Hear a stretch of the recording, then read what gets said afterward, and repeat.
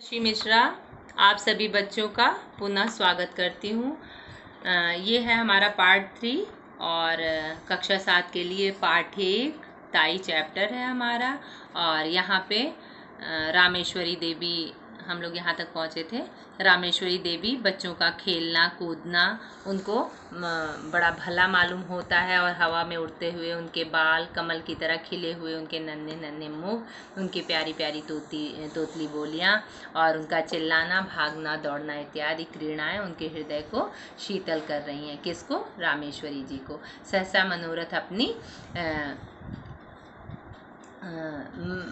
बहन को मारने दौड़ा। वह खिलखिलाती हुई दौड़कर रामेश्वरी की गोद में जा गिरी और उसके पीछे पीछे मनोहर भी दौड़ा हुआ आया और वह भी ताई की गोद में जा गिरा। अर्थात दोनों बच्चे ताई की गोद में खेलते खेलते आके गिरे। रामेश्वरी उस समय सारा द्वेष भूल गई। रामेश्वरी उस समय सारा कह सकते हैं जो उसको गुस्सा आता है, सारी चीज़ें बच्चों का मनोरम दृश्य देख के, बच्चों का खेल कूद देख कर वह सारी चीज़ें भूल जाती है। उसने दोनों बच्चों को उसी प्रकार हृदय से लगा लिया जिस प्रकार वह मनुष्य लगाता है जो कि बच्चों के लिए तरस रहा हो। ये कह सकते हैं कि जिसके पास बच्चे नहीं होते हैं और इस तरह से उन बच्चों का हृदय लगाना ये बहुत ही अच्छा लगा। उसने बड़ी सहिष्णुता से दोनों को प्यार किया। उस समय यदि कोई अपरिचित मनुष्य उसे देखता तो वह उसे यही विश्वास होता कि रामेश्वरी ही उन बच्चों की माता है। मतलब यहाँ पे इस सीन को देखकर नहीं महसूस हो रहा है कि यह इनके देवरानी के बच्चे हैं, यह लग रहा है कि यह इन्हीं रामेश्वरी जी के दोनों बच्चे हैं। दोनों बच्चे देर तक उनकी गोद में खेलते रहे। सहसा उसी समय किसी के आने की आहट पाकर बच्चों की माता वहां से उठकर चली गई। मनोहर ले रेलगाड़ी कहते हुए बाबू रामजी दास छत पर आ गए। उनका स्वर सुनते ही दोनों बच्चे रामेश्वरी की गोद से तड़प कर निकल भागे। बच्चों की तड़प में ये था कि जैसे उनका कोई बहुत ज़्यादा उनको प्रेम करने वाला व्यक्ति आ गया है और बच्चे उनकी गोद से निकलकर भाग के दौड़ के ताऊ की गोद में के पास जाते हैं। राम जी दास ने पहले दोनों बच्चों को प्यार किया, फिर बैठकर रेलगाड़ी दिखाने लगे। इधर रामेश्वरी की नींद सी टूटी। पति को बच्चों में मगन देखकर भवे तन गई।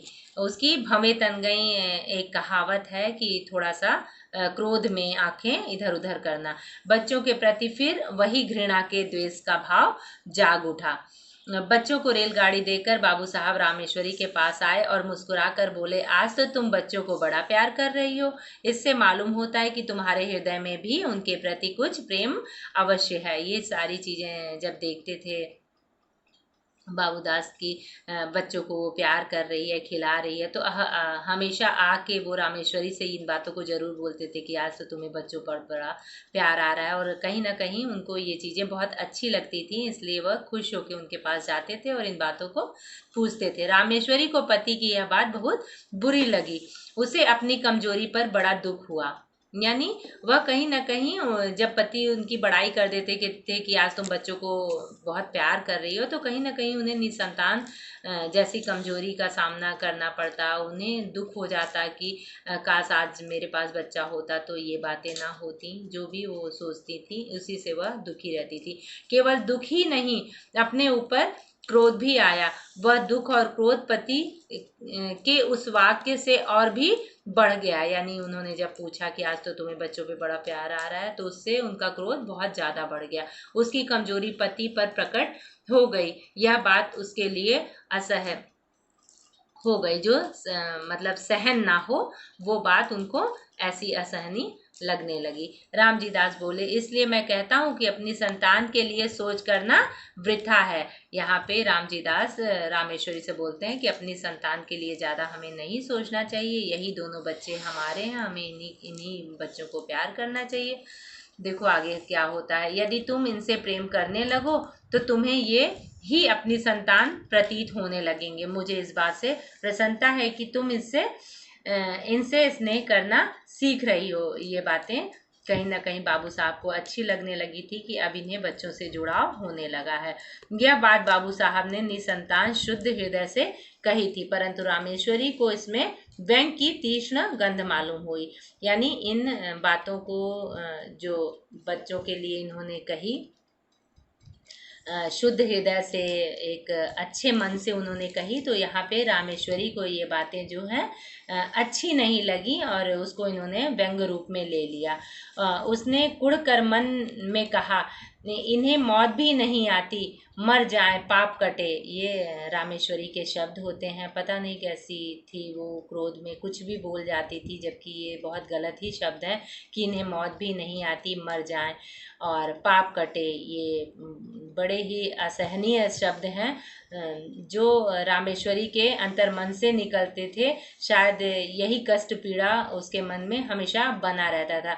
आठों पहर आंखों के सामने रहने से प्यार करने की जो लालसा ही उठता है, इसमें मारे कलेजा और भी जला करता है। यानी इन बच्चों के लिए वो बोल रही है कि इन बच्चों को देखकर जो मेरे मन में संताप होता है, दुख होता है, तो ये मर क्यों नहीं जाते हैं, ये मेरे सामने क्यों आते हैं। तो कहीं ना कहीं वो अपने अंतर मन को पीड़ा देती है और उन बच्चों से जो उसके मन में थोड़ा बहुत प्यार था उसको दर्शाने के बजाय वो निगेटिव वे में सारी चीज़ों को ले लेती थी। बाबू साहब ने पत्नी को मौन देकर कहा, अब झपने से क्या लाभ, अपने प्रेम को छिपाना व्यर्थ है, छिपाने की आवश्यकता नहीं है। उन्होंने उनके मन का प्रेम देख लिया था, इसलिए वो कह रहे हैं कि जो तुम प्रेम करती हो इसको छिपाने की जरूरत नहीं। रामेश्वरी जल भुनकर बोली, मुझे क्या पड़ी है जो प्रेम करूंगी, तुम ही को मुबारक हो। और वो कह रही है कि तुम ही तो उन बच्चों को प्यार करते हो, मैं कहाँ प्यार करती हूँ। निगोड़े आप ही आकर घुसते हैं, मतलब वो बच्चे अपने आप ही मेरी गोद में चले आते हैं, दौड़ के भाग के आके गिर जाते हैं। एक घर में रहने से कभी कभी हंसना बोलना ही पड़ता है। अभी परसों जरा यूं ही ढकेल दिया, उस पर तुमने सैकड़ों बातें सुनाई। संकट में प्राण है न यूं चैन, मतलब कि जब मैं प्यार करती हूँ तब भी तुम बोल देते हो और जब मैं प्यार नहीं करती हूँ फिर भी तुम बोलते हो। तो कहीं ना कहीं मेरे प्राण संकट में प्राण रहते हैं, इन चीज़ों को तुम नहीं समझते हो। रामेश्वरी अपने पति से इन बातों को कहती है। बाबू साहब को पत्नी के वाक्य सुनकर बड़ा क्रोध आया। उन्होंने कर्कश स्वर में कहा, मतलब खिसियानी आवाज में उन्होंने कहा, न जाने कैसे हृदय की स्त्री हो। अपनी पत्नी रामेश्वरी को बोल रहे, तुम पता नहीं किस हृदय की मन की स्त्री हो। अभी अच्छी खासी बैठी बच्चों को प्यार कर रही थी, मेरे आते ही गिरगिट की तरह रंग बदलने लगी। अपनी इच्छा से चाहे जो करे, पर कहने पर बल्लियाँ उछलती हो। और जब मैं अपने आप तो बच्चों को प्यार करती हूँ, लेकिन जब मैं बोल देता हूँ तो कहीं ना कहीं तुमको चिढ़ पैदा हो जाती है। ना जाने मेरी बातों में कौन सा विष घुला रहता है। यदि मेरा कहना ही बुरा मालूम होता है तो ना कहा करूँगा। इतना याद रखो कि अब जो कभी इनके विषय में निगोड़े सिगोड़े अपशब्द निकाले तो अच्छा ना होगा। तुमसे मुझे बच्चे कहीं प्यारे हैं। यहाँ पे जो रामेश्वरी उन बच्चों के लिए गलत शब्द का इस्तेमाल करती है, मरने जीने वाली बातें कहती है, तो वो उसको चेतावनी देता है कि आगे से तुम हमारे जो बच्चे हैं प्यारे प्यारे, इनके लिए गलत शब्दों का इस्तेमाल कभी नहीं करूँगी।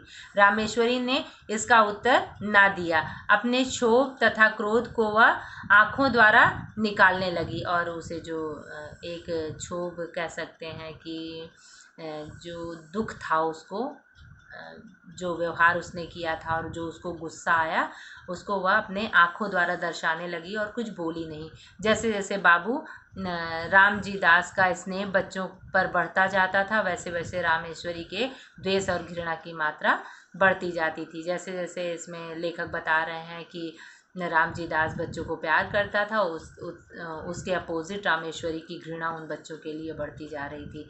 प्रायः बच्चों के पीछे पीछे पत्नी में कहा सुनी हो जाती और रामेश्वरी को पति के कटु वचन सुनने पड़ते थे। जब रामेश्वरी ने यह देखा कि बच्चों के कारण पति की नज़रों से वह गिरती जा रही है, तो उसने हृदय में बड़ा तूफान उठा, उसे बड़ा दुख हुआ। उन्होंने सोचा, पराए बच्चों के पीछे ये मुझसे प्रेम कम करते जा रहे हैं, मुझे हर समय बुरा भला कहते रहते हैं, ये पैदा होते ही क्यों नहीं मर गए, ना होते ना मुझे ये दिन देखने पड़ते। जिस दिन ये मरेंगे उस दिन घी के चिराग जलाऊंगी। इन्होंने ही मेरा घर सत्यानाश कर रखा है। कहीं ना कहीं ये सारी बातें रामेश्वरी के मन में उत्पन्न होती हैं और वह ये इन बातों को अपने मन में ही कहती है।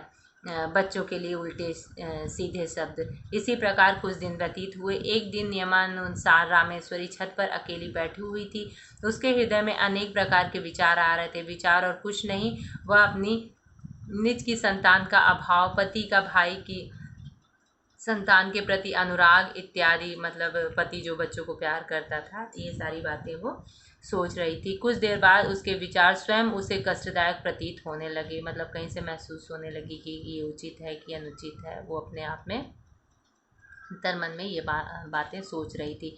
तब वह अपनी ध्यान दूसरी ओर लगाने के लिए उठकर टहलने लगी।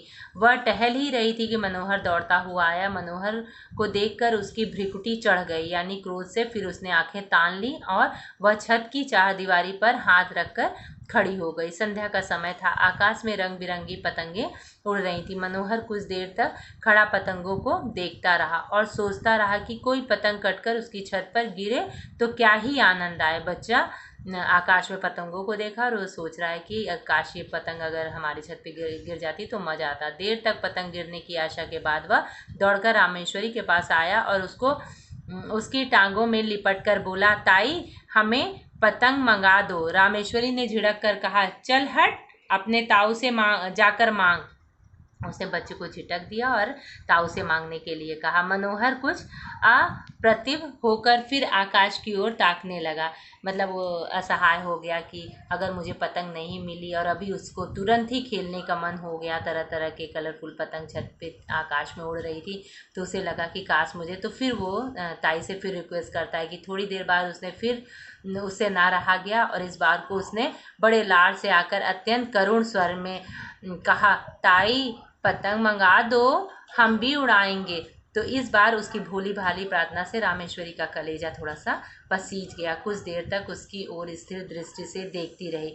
फिर उसने एक लंबी सांस लेकर मन ही मन कहा, यदि यह मेरा पुत्र होता तो आज मुझसी भाग्यवान स्त्री संसार में दूसरी ना होती। निगोड़ा कितना सुंदर है और कैसी प्यारी बातें करता है।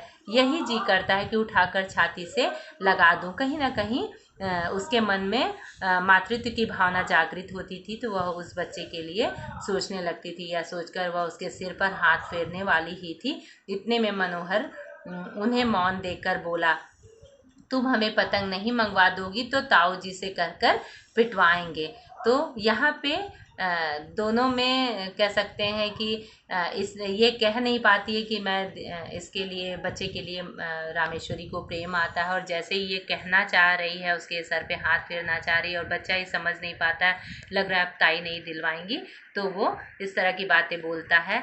तो वह फिर पुनः नाराज होने लगती है। यद्यप बच्चे को इस भोली बात पे में भी बड़ी मधुरता थी, तथापि रामेश्वरी का मुख क्रोध के मारे लाल हो गया। उसे बच्चे की ये बातें अच्छी नहीं लगी। वह उसे छिड़क कर बोली, जा कह दे अपने ताऊ से, देखूं वे मेरा क्या कर लेंगे। मनोहर भयभीत होकर उसके पास से हट गया। जब उसने क्रोध भरी आंखें उनकी देखी, व्यवहार देखा, तो वो वहां से हट गया और फिर सतृष्ण नेत्रों से आकाश में फिर एक आशा भरी नजरों से वो आकाश को निहारने लगा, देखने लगा, हुई पतंगों को देखने लगा। उसी समय आकाश से एक पतंग कटकर उसी छत की ओर आई और रामेश्वरी के ऊपर से होती हुई छज्जे की ओर गई। छत के चारों ओर चार दीवारी थी जहाँ रामेश्वरी खड़ी हुई थी।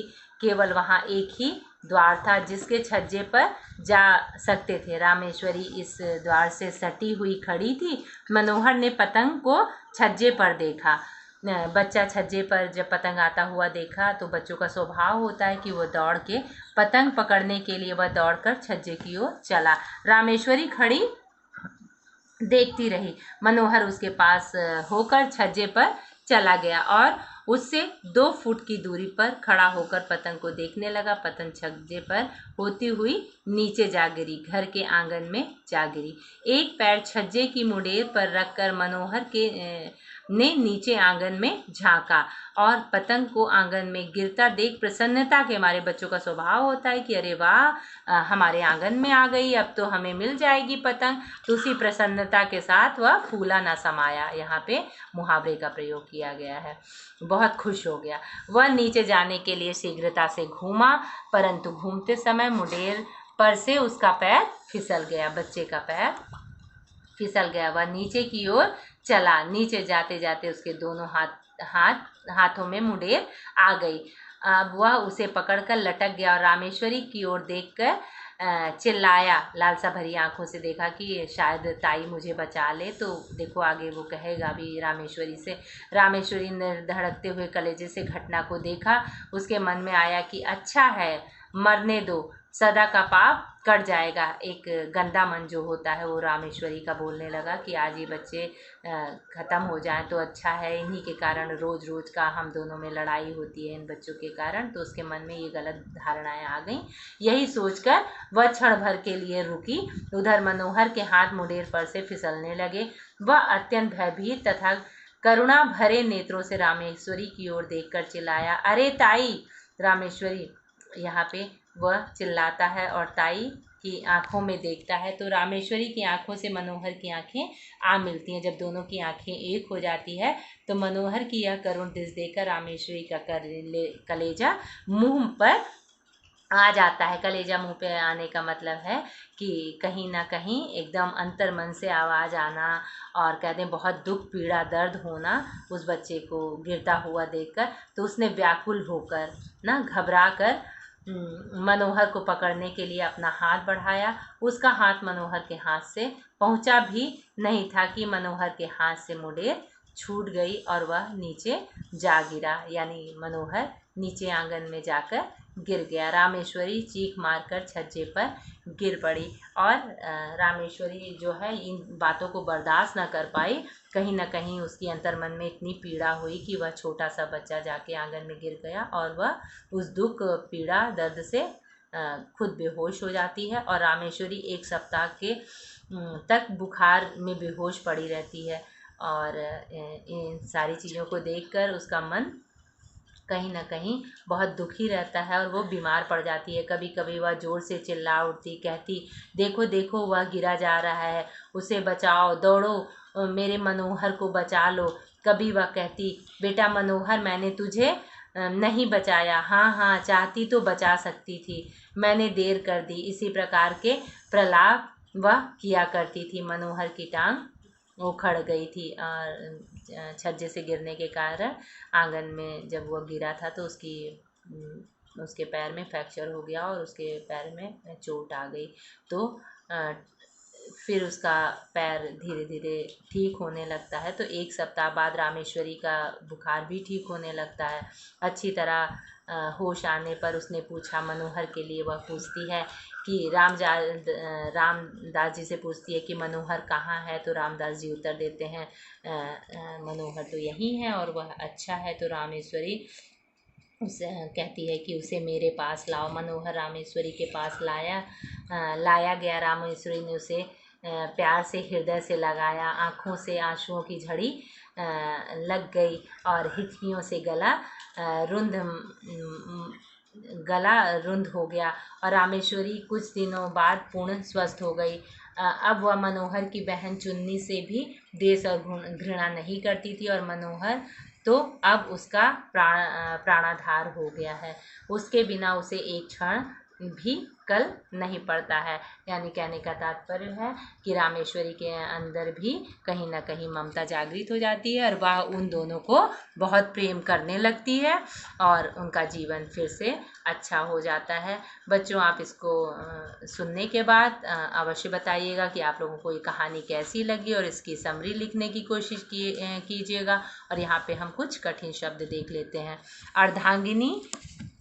अर्धांगिनी पत्नी, निसंतान जिसके कोई संतान न हो, पृथक अलग, सहिष्णुता सहनशीलता, नितांत एकदम बिल्कुल, क्षोभ दुख क्रोध, अप्रतिभ उदास, प्रलाप पागलों की तरह चिल्लाना, प्राणाधार जीवन का सहारा, शुष्क सूखा रसहीन, स्नेह प्रेम, क्रीड़ाएं खेल, असह्य सहन न होना, तीक्ष्ण तेज तीव्र, अनुराग प्रेम, सतृष्ण प्यास से भरी, इच्छा से भरी, ज्वर बुखार, कल चैन, चुहलबाजी हंसी मजाक, ममत्व अपनापन ममता, द्वेष ईर्षा जलन, वृथा व्यर्थ बेकार, कर्कश तेज कटु सख्त, भ्रिकुटी भौं, व्याकुल परेशान, गला रूंधना, भाव विहलन होना। बच्चों, आपको ये कहानी कैसी लगी ज़रूर बताइएगा। धन्यवाद।